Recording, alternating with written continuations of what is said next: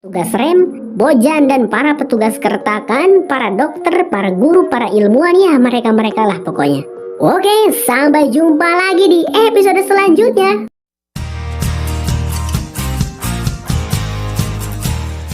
Diawali dengan memperlihatkan Eric yang baru saja selesai membunuh Nikki. Mungkin keberadaan Nikki bisa mengancam dirinya, karena Nikki dulu adalah saksi pembunuhan pertama. Beberapa saat kemudian terlihat Layton yang sedang tertidur dibangunkan oleh Pak Rossi. Melanie yang sedang berada di ruangannya bersama Ben juga langsung dihubungi melalui telepon. Melanie langsung turun ke TKP. Ia melihat Henry yang tengah menangis karena merasa gagal melindungi Nikki. Di sana juga sudah ada Layton, Bastille, dan Pak Rossi. Layton kesal kepada Melanie, padahal ia sudah memberitahu deskripsi pembunuh kelas 1. Terus apa sih yang Melanie lakukan? Melanie pun beralasan bahwa dirinya menunggu sampai besok. Ia tidak menyangka kejadian ini akan terjadi. Bastille lalu berkata jika perbatasan antar kelas sudah dikunci. Jadi jika pembunuhnya ini berasal dari kelas 1, kemungkinannya ia masih berada di kelas 3 belum pulang ke tempatnya. Ya benar, Eric saat ini cukup kebingungan mencari cara bagaimana ia kembali ke kelas 1 karena perbatasan yang dikunci. Dan perbatasan hanya dibuka lagi esok hari. Sementara itu, Melanie tampak sedang mengadakan rapat bersama Layton, Bastille, Komandan Nolan, Pak Rossi, Ruthie, dan pemimpin kelas 3, Audrey. Pak Rossi meminta Komandan Nolan untuk mengerahkan para pasukan penjaga menyisir gerbong dari bawah ke atas.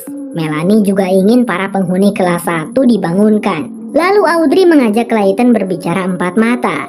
Audrey di situ sudah putus asa. Jika pembunuhnya dari kelas 1, mereka tak akan bisa berbuat apa-apa, ucap Audrey. Layton lalu mengatakan hal itu kepada Melanie. Namun Melanie menegaskan bahwa dirinya akan tetap menghukum si pembunuh meskipun dari kelas 1. Dan ia akan memberikan keadilan. Dari ucapan Melanie barusan, Layton langsung sedikit kepikiran. Bukannya Mr. Wilport yang seharusnya memberikan keadilan. Sementara itu di gerbong ekor, Josie dan teman-temannya sesama gerbong ekor sedang merundingkan chip yang diberikan oleh Layton. Seperti yang mereka tahu, kegunaan chip itu adalah untuk membuka pintu. John pun menyahut bahwa ketika bertugas sanitasi di ruang peristirahatan mereka, terdapat pintu pad yang mengarah ke gerbong kelas 3. Jadi dengan chip itu mereka bisa pergi ke kelas 3. Tapi buat apa, tanya yang lainnya. Josie lalu membahas tentang Astrid, teman lama mereka yang dibawa oleh gerbong depan setahun yang lalu bertugas di produksi makanan. Jika mereka bisa mengontak Astrid, mungkin Astrid bisa menghubungi Layton dan mereka bisa saling berkomunikasi lewat Astrid.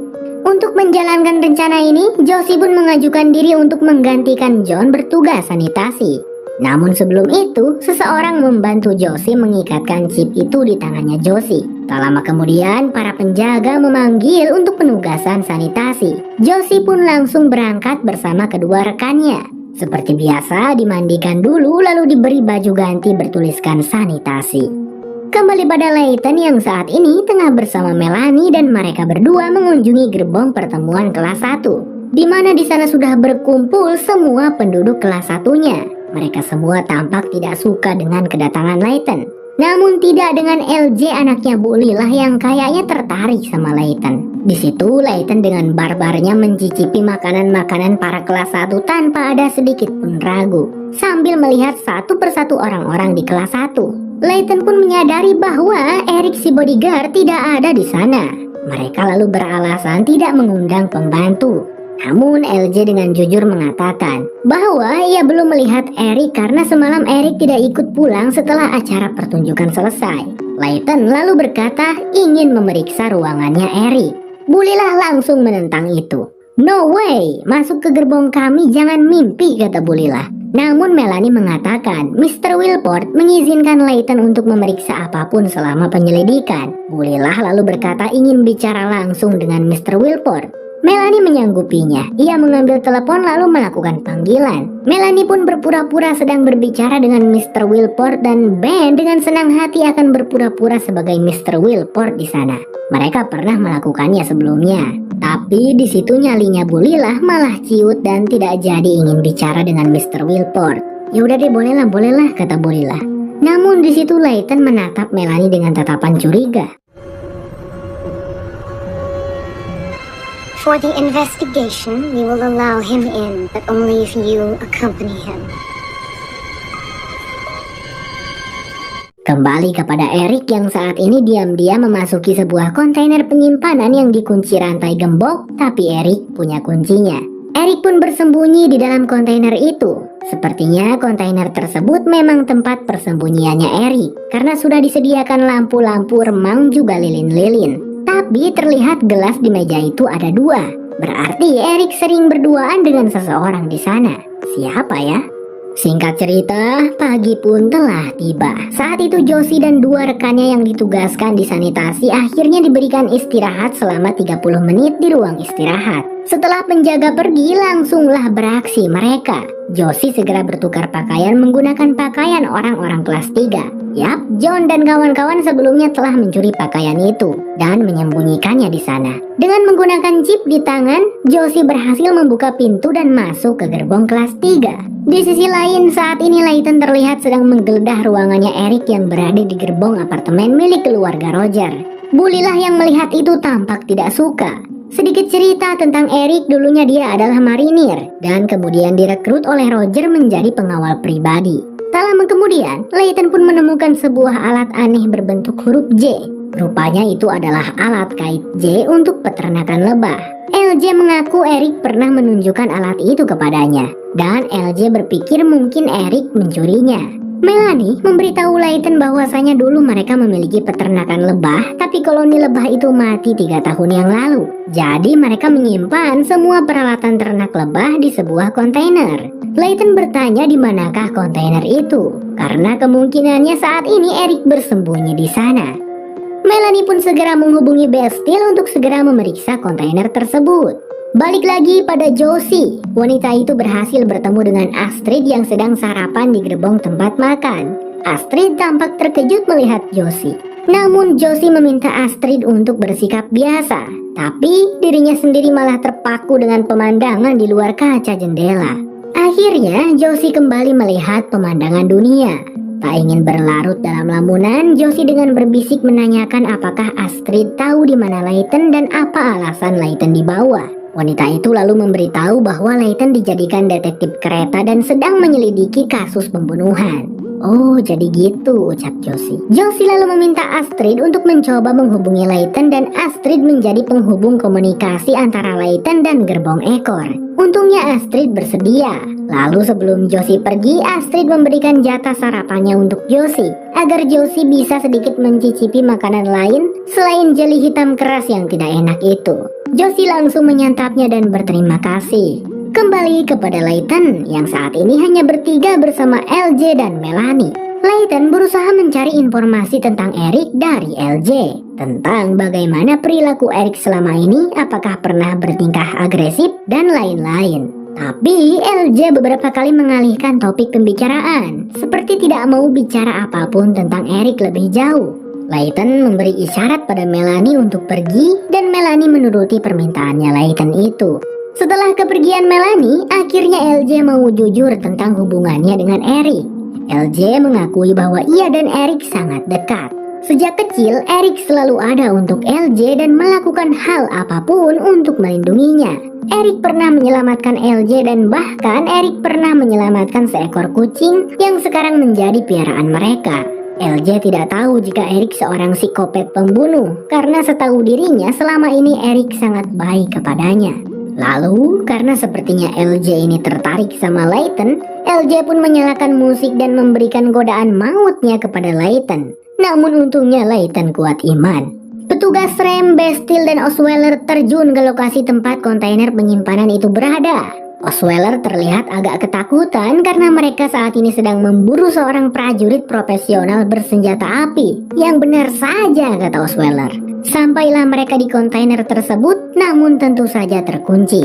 Eric di dalam sana menyadari kedatangan Bastille. Ia pun memutuskan untuk kabur melalui jalan atas. Tentu saja langsung ketahuan oleh Osweiler dan Bastille, sehingga terjadilah adegan kejar-kejaran yang cukup menegangkan di sana.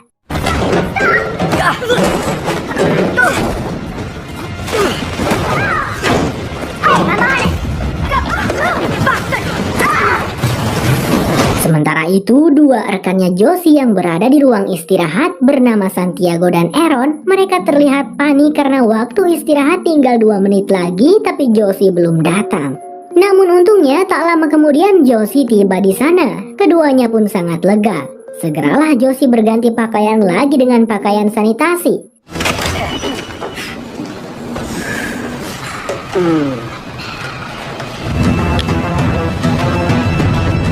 Bastille dan Osweiler kehilangan jejaknya Eric.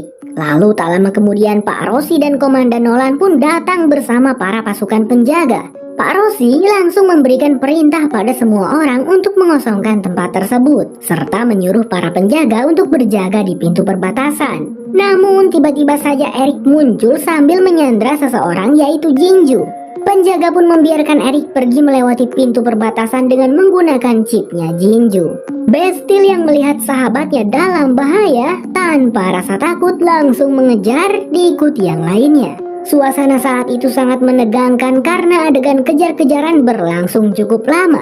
Eric yang membawa Jinju berhasil kabur dengan masuk ke terowongan transportasi. Pak Rossi dengan gercep segera memanggil bantuan pasukan penjaga lain untuk mengepung terowongan transportasi dari arah lain. Sehingga di bawah sana sekarang Eric terkepung. Di belakang ada Pak Rossi, Bastille, Komandan Nolan dan yang lainnya. Sementara di depan sana juga ada para pasukan penjaga. Peluru pistol miliknya hanya tersisa 1. Eric pun menodongkannya pada Jinju dan meminta semua orang untuk jangan bergerak.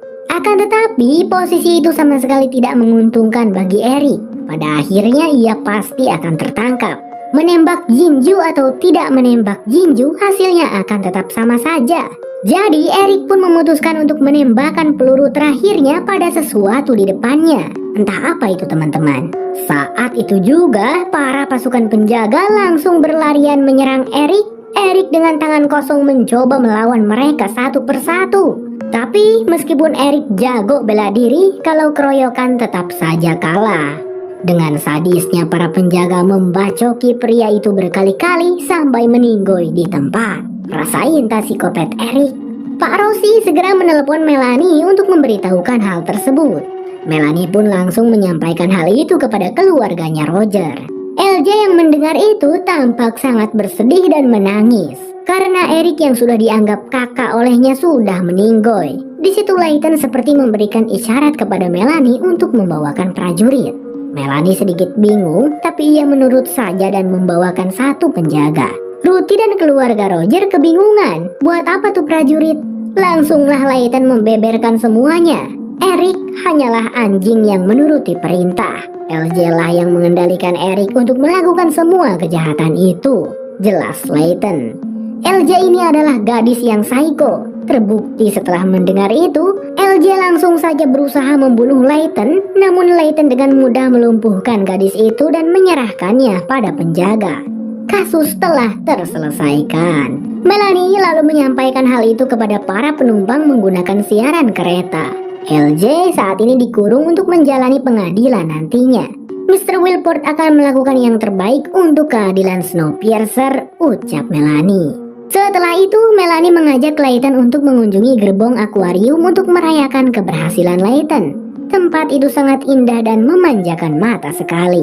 Melanie juga menyajikan minuman sake dari Jepang untuk Layton. Di tengah acara minum mereka, Melanie bertanya, apakah Layton sudah mengetahui rahasia besar itu? Layton langsung menjawab bahwa dirinya hanya ingin kembali ke gerbong ekor dan tidak peduli dengan hal itu. Melanie berpikir sepertinya Layton sudah mengetahuinya tentang Mr. Wilport yang sebenarnya tidak ada. Dan tak lama kemudian Layton mengalami gejala aneh. Ternyata Melanie sudah mencampur minumannya Layton dengan obat bius, sehingga Layton pun mulai tidak sadarkan diri.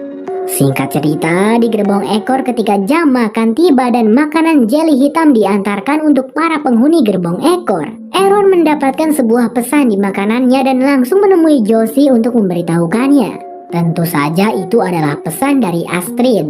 Namun ketika mereka membuka isi pesannya, Astrid menuliskan bahwa Layton menghilang. Ya, Layton saat ini telah ditidurkan di laci abadi. Melanie menyampaikan bahwa Mr. Wilport memberi perintah agar Dr. Henry menjaga Layton dengan baik di sana.